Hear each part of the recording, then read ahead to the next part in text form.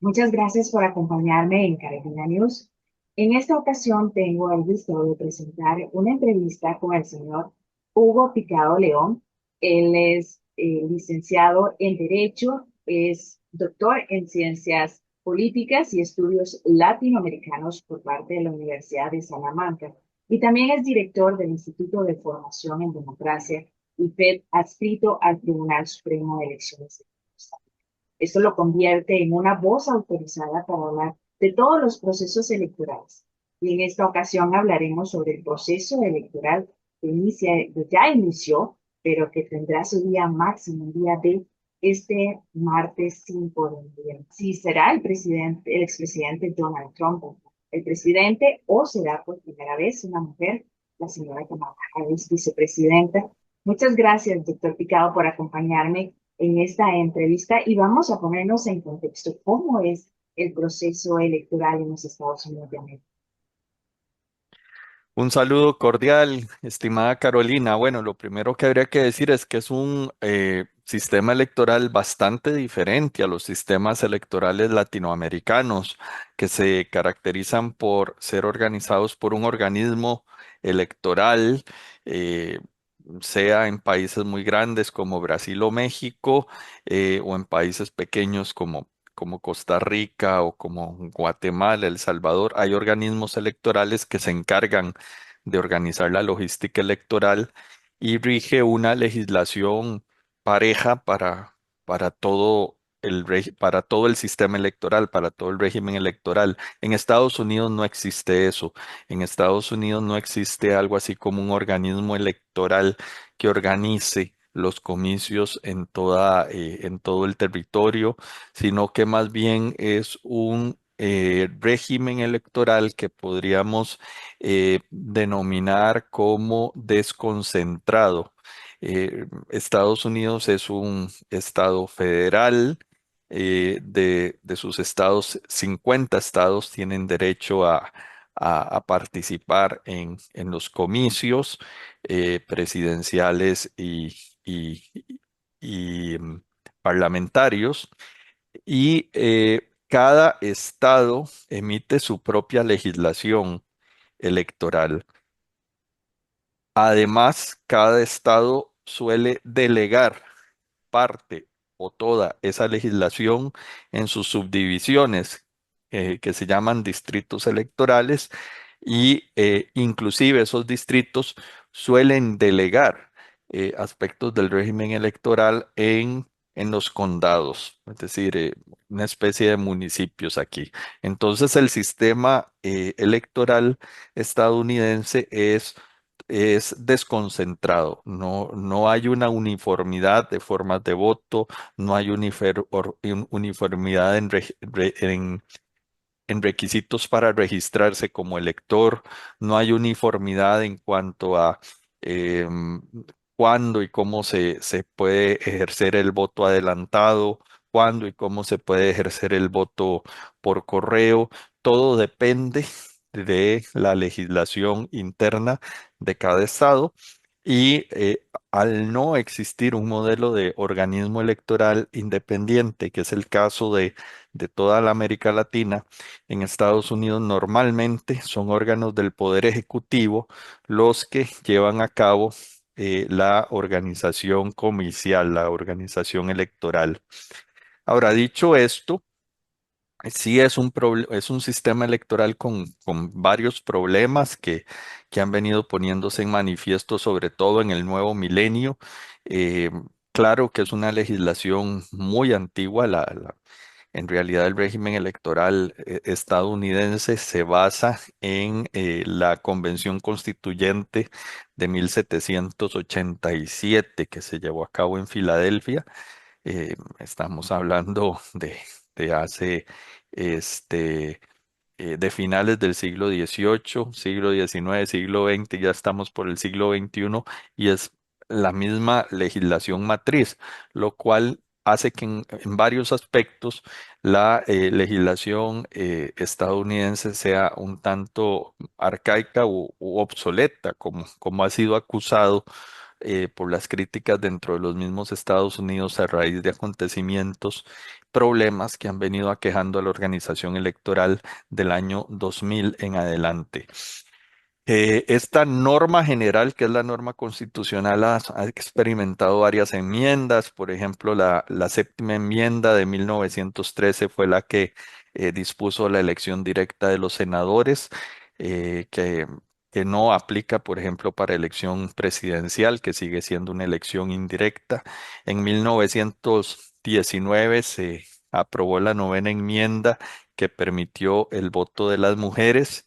En 1964 se aprobó la 24ª enmienda que modificó o anuló, derogó los poll tax, que era una especie de impuesto para poder votar o impuesto ligado al ejercicio del voto y que en la práctica impedía que la población afroamericana en un altísimo porcentaje pudiera ejercer el derecho al sufragio. Entonces, en realidad, desde 1964 en adelante, que es una fecha muy reciente, y 100 años después de la Guerra de Secesión, que la población afroamericana tiene un derecho al sufragio activo propiamente dicho. Ha habido otras enmiendas, pero estas son las principales. Eh, Existen algunos, ya he dicho que en realidad la organización electoral allá es de ámbito local, que hay una gran variedad de modelos dependiendo de los estados, de los distritos e inclusive de los condados. Esto genera eh, problemas y choques entre una gran variedad de modelos para empadronarse, para participar en las elecciones. Este, no existe un documento de identificación común. En toda América Latina contamos con documentos de identidad o cédulas de identidad, DNIs que identifican al elector. Esto no existe en Estados Unidos. Y no fue sino en el año 1993 que ante tal divergencia de modelos entre estados, distritos y condados se emitió una ley nacional de registro de votantes que lo que hace básicamente es poner un mínimo y dice, bueno, no importa los requisitos que se establezcan en cada circunscripción electoral, eh, como mínimo se va a aceptar como documento de votación la licencia de conducir. ¿Verdad? Pero claro, personas que no tengan licencia de conducir, que no tengan vehículos, sobre todo en grandes ciudades, eh, pueden verse excluidos. Y por si acaso lo llegan a escuchar en las noticias en las próximas semanas y meses, sí existe una Comisión Federal de Elecciones y una Comisión de Asistencia Electoral, pero la Comisión Federal de Elecciones de los Estados Unidos no organiza los comicios. En realidad, esta Comisión Federal tiene competencias en la supervisión del financiamiento y hasta estas elecciones, cuando ya ocurrió una excepción desde los años 60 hasta la actualidad, esta comisión tenía a su cargo la organización del debate presidencial oficial, que ya en esta oportunidad los debates que se dieron no fueron organizados por esta comisión, sino por empresas privadas, televisoras privadas. Y la Comisión de Asistencia Electoral, que es otro órgano también de carácter federal, tampoco organiza elecciones, tampoco es justicia electoral, y todo lo que hace es cumplir una función asesora de la organización electoral descentralizada que existe en los Estados Unidos. Si algún estado, algún condado, algún distrito tiene una duda, requiere alguna asistencia técnica, puede hacer la consulta a esta comisión de asistencia electoral y sobre todo si hay una voluntad política en esas circunscripciones subfederales para modificar sus formas de voto, si son particularmente las eh, máquinas de votar de palanca, que son un método bastante obsoleto de votación que induce al error, pues ahí sí esta comisión puede brindar asesoría y puede inclusive brindar financiamiento para la evolución a formas de votación más modernas y más seguras. Esto de conformidad con una ley de la Help America Vote Act del año 2002. Esto en términos para ir iniciando, Carolina. Muchas gracias, don Hugo. Entonces es interesante que Estados Unidos no cuenta con un padrón electoral, tal vez como el que nosotros tenemos aquí en Costa Rica, y que todos los días es actualizado y que también es garante de nuestra democracia por más de 75 años. No hay magistrados como los tenemos en Costa Rica, magistrados propietarios y suplentes, ni tampoco hay una cédula de identidad. Entonces, bajo estas premisas que se cumplen en Estados Unidos, ¿cómo es que se ejerce el derecho al voto? Porque es un voto que la persona, como decimos de a pie, no elige presidente. Entonces, ¿cómo es ese proceso electoral? ¿Qué decide el electorado norteamericano? Tiene razón, exactamente lo que usted menciona es cierto, no existe en Estados Unidos un padrón nacional electoral como lista de electores previa que permita verificar quiénes son todas las personas que tienen derecho al voto, lo cual hace no comparable y imposible comparar los niveles de abstencionismo, por ejemplo, de un país, bueno, de cualquier país latinoamericano con el caso estadounidense. ¿Por qué? Porque en cualquier país latinoamericano existen padrones electorales más o menos bien hechos, más o menos con niveles de cobertura amplios. En ese caso, el padrón electoral de Costa Rica es uno de los mejores de la región y del mundo porque se corresponde con una base de datos que viene desde el año 1888, que es la base de datos del registro civil.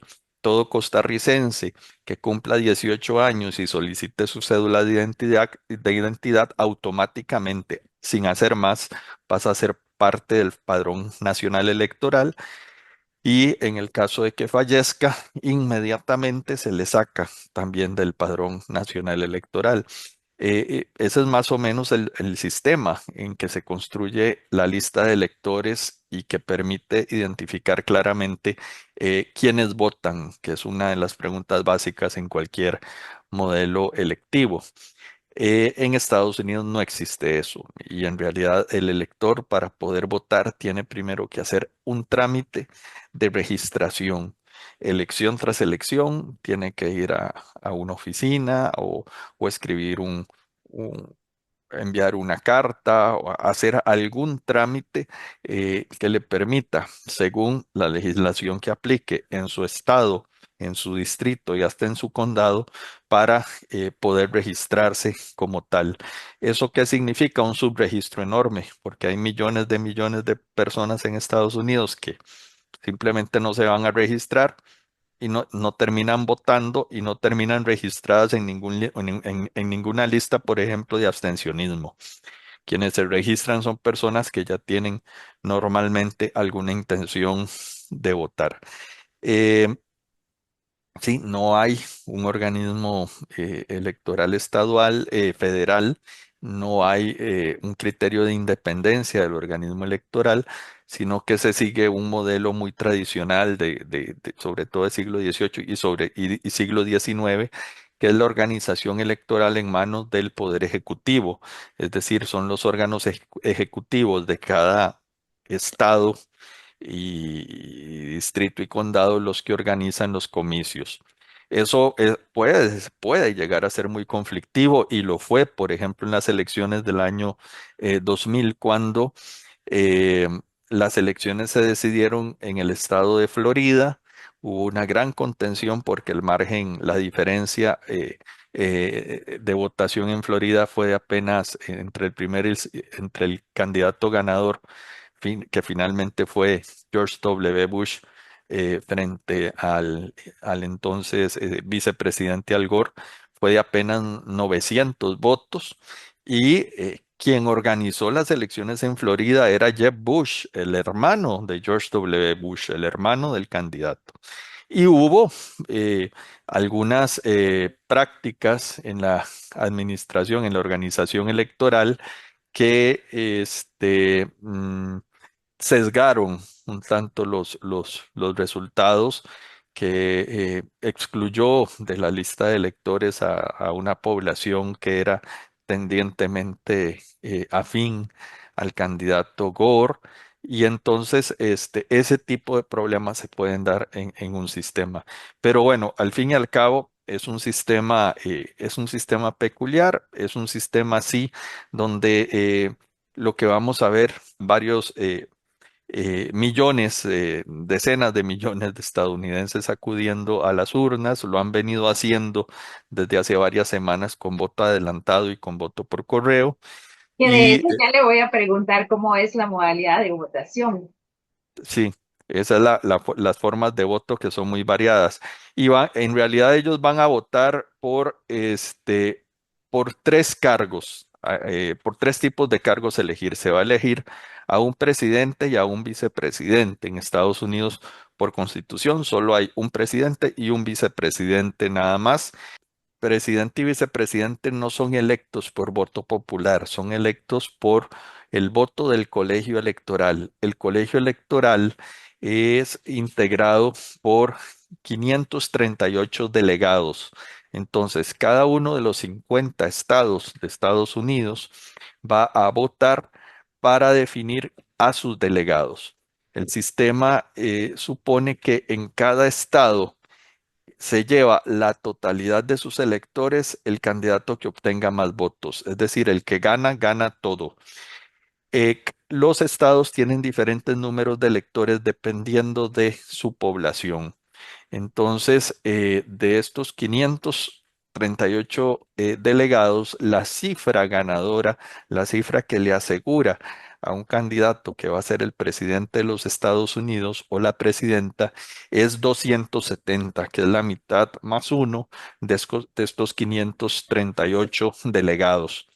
¿Quiénes son estos delegados? Bueno, son la Cámara de Representantes, que la integran 435 delegados, el Senado, que son 100 delegados, y el Distrito de Columbia, que son 3 delegados. Entonces, el sistema funciona así, insisto, un sistema del que gana la votación del cada estado, gana todos los electores de ese estado, con la excepción de dos estados muy pequeños, cosa que no hace gran diferencia en el sistema, que son el estado de Nebraska y el de Maine, que en Nebraska tiene 5 electores y Maine tiene 4 electores. Los estados con mayor número de electores son California con 54, Texas con 40. Perdón, estos delegados son por el número de población. No, aparte de elegir presidente y vicepresidente, ellos van a elegir, en Estados Unidos se va a elegir Senado y se va a elegir Cámara de Representantes. La Cámara de Representantes sí es proporcional a la población, Carolina, pero no así el Senado.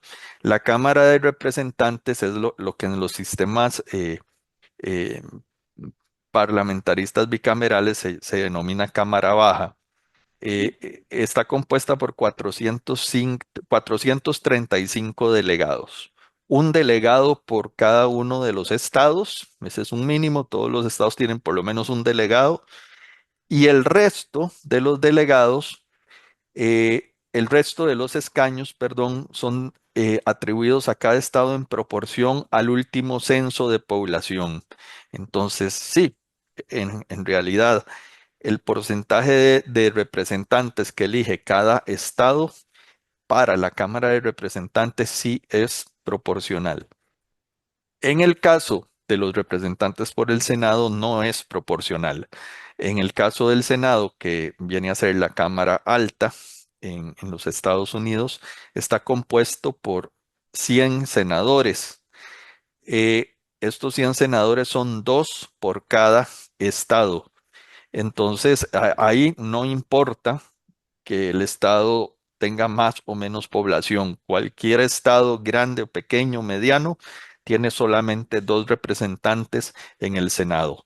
Entonces, ahí la desigualdad es absoluta, ¿verdad? Porque eh, un estado como en el caso más extremo, California, eh, tiene eh, 74 veces más población que Alaska y sin embargo termina eligiendo el mismo número de senadores que son solo dos. Entonces, esta integración del colegio electoral no es exactamente proporcional. Lo es en el caso de la Cámara de Representantes, pero no en el caso del Senado. Don Hugo, ¿y por qué se habla que hay algunos estados que son claves, o los estados bisagra, como algunos se les conoce? ¿Por qué es que estos estados son los que marcan el ganador de la presidencia de los Estados Unidos? Bueno, eso obedece a clivajes, a fracturas sociopolíticas, sociodemográficas que se han ido construyendo en los Estados Unidos realmente desde 1850, cuando a partir de ese momento se consolida el sistema bipartidista desde mediados del siglo 19 en Estados Unidos, las elecciones siempre las ha ganado o el Partido Demócrata o el Partido Republicano, ningún otro partido, aunque hay muchos otros partidos que participan y que han venido participando, desde 1852 me parece, no ha habido ningún presidente que no sea ni republicano o demócrata. Eso, sumado a políticas que han venido generando estos dos partidos, a sus énfasis en cuanto a, a economía, a política social, a cuestiones étnicas, religiosas, Variado y, como y- es Estados y- Unidos, un y país tan muy... variado como sí, como podemos allí hablar de decenas y decenas de temas que influyen en esto. Hay estados, la mayoría de los estados poco a poco se han ido decantando como bastiones de un partido político o de otro, ¿verdad? Y por eso se habla de estados azules y de estados rojos, ¿verdad? Del color de cada uno de los dos partidos, sea republicano o demócrata.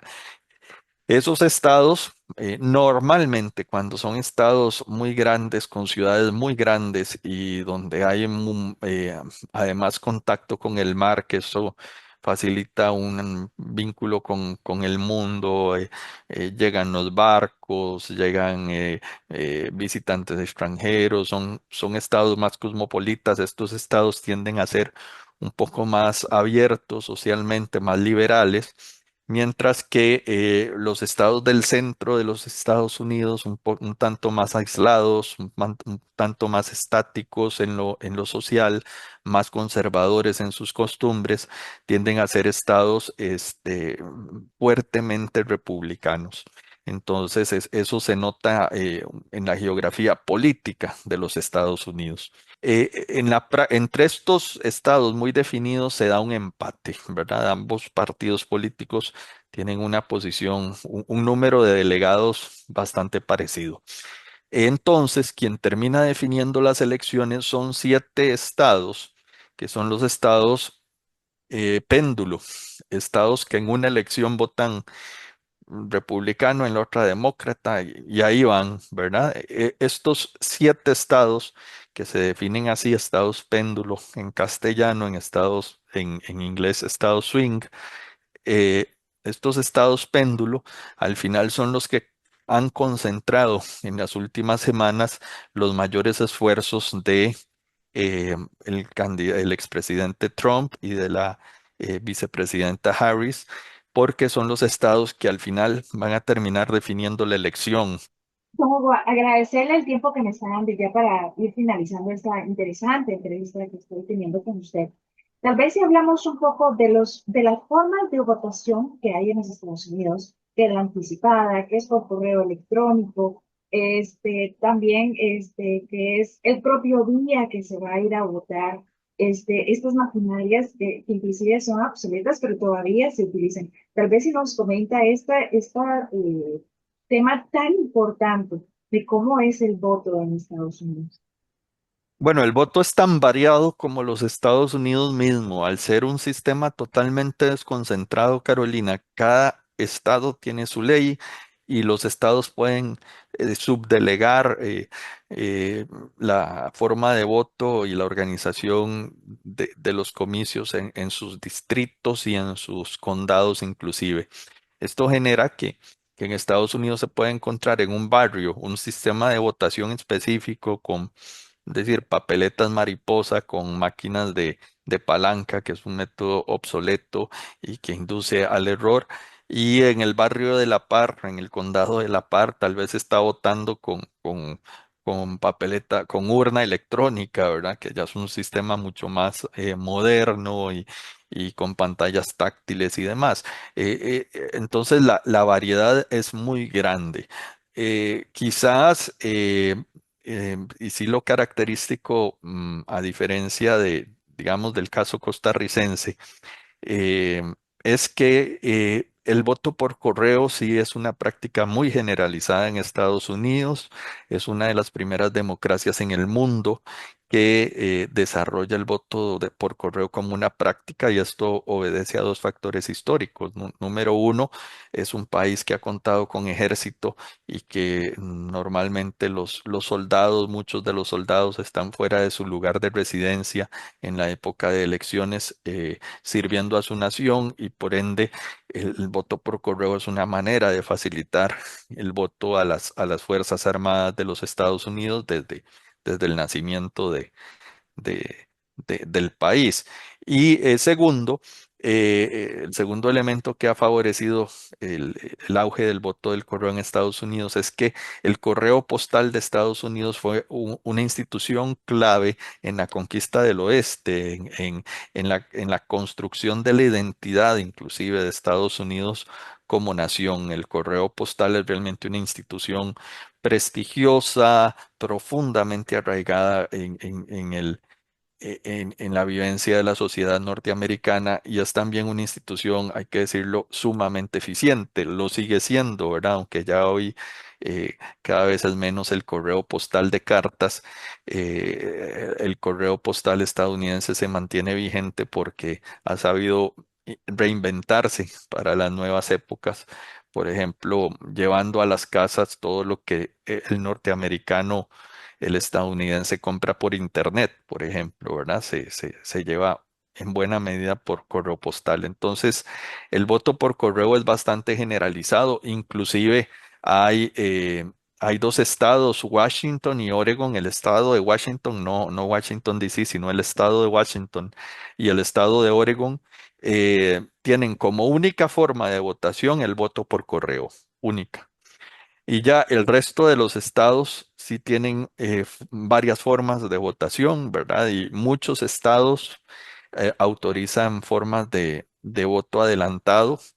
Lo que sí hay uniformidad federal es que no se puede empezar a contar el voto hasta que concluya la votación el día de las elecciones, que es eh, por constitución política, el primer martes de noviembre, cada 4 años para elección presidencial, con elecciones intermedias de medio periodo, cuando se elige también una porción del Senado y una porción de la Cámara de Representantes.